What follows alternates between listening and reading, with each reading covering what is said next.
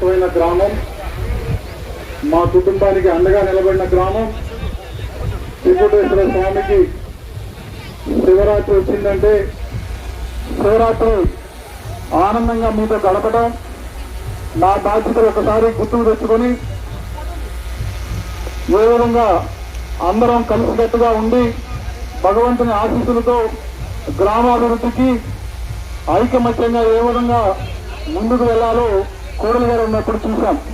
అందుకే ఈ సంవత్సరం శివరాత్రి వస్తుందన్నప్పుడల్లా ఇంకా మా ఊరి నుంచి పిలుపు రాలేదేంటి, ప్రభ దగ్గరకు వచ్చి కొబ్బరికాయ కొట్టాలని చెప్పి గ్రామంలో పెద్దలు ఇంకా తెలియలేదేంటి అని బాధపడతా ఉన్నప్పుడు రాత్రి చెప్పారు, ఉదయం మొదలు పెడతా ఉన్నా, మీరు రావాలా, కోడెల బిడ్డ రావాలి, కోడెల గారు మా గ్రామానికి ఏ విధంగా అభివృద్ధి చేశారో ఆ రోజు ఇంతకుముందు పెద్దలు చెప్పినట్లు రోడ్డు ఇచ్చారు.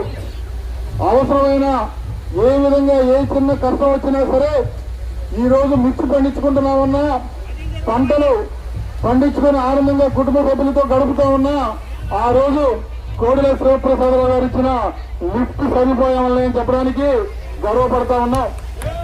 రోడ్లు వేశారు, లిఫ్ట్ ఇచ్చారు, గ్రామానికి ఏం కావాలన్నా సరే అండగా నిలబడ్డారు. అన్నిటికీ మించి ఆయనకి మనకు ధైర్యం ఇచ్చారు.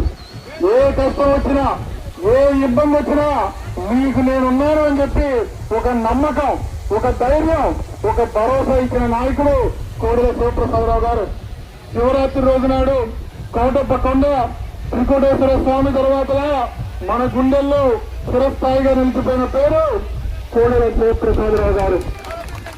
అందుకే శివరాత్రి సందర్భంగా మన ఊరికి రావటం పెద్దలు సాంబశివరావు గారి, శ్రీనివాసరావు గారు కానీ, పెదకాపు గారు కానీ, నాగపూర్ణ గారు అందరితో కలిసి 4 మంచి మాటలు పంచుకోవటం, కోడెల గారిని గుర్తుకు తెచ్చుకోవటం, రాబోయే రోజుల్లో గ్రామానికి అండగా నిలబడతాను, కోడెల శివప్రసాదరావు గారి ఆలోచనల్ని, ఆయన చేసిన మంచి పనుల్ని ముందుకు తీసుకెళ్లే బాధ్యత మనందరి మీద ఉందని తెలియజేసుకుంటూ మరొకసారి ప్రతి ఒక్కరికి కూడా నా శివరాత్రి శుభాకాంక్షలు తెలియజేసుకుంటూ భగవంతుని ఆశీస్సులతో రాబోయే రోజుల్లో అందరూ ఆనందంగా గడపాలని చెప్పి మనస్ఫూర్తిగా కోరుకుంటా ఉన్నాను.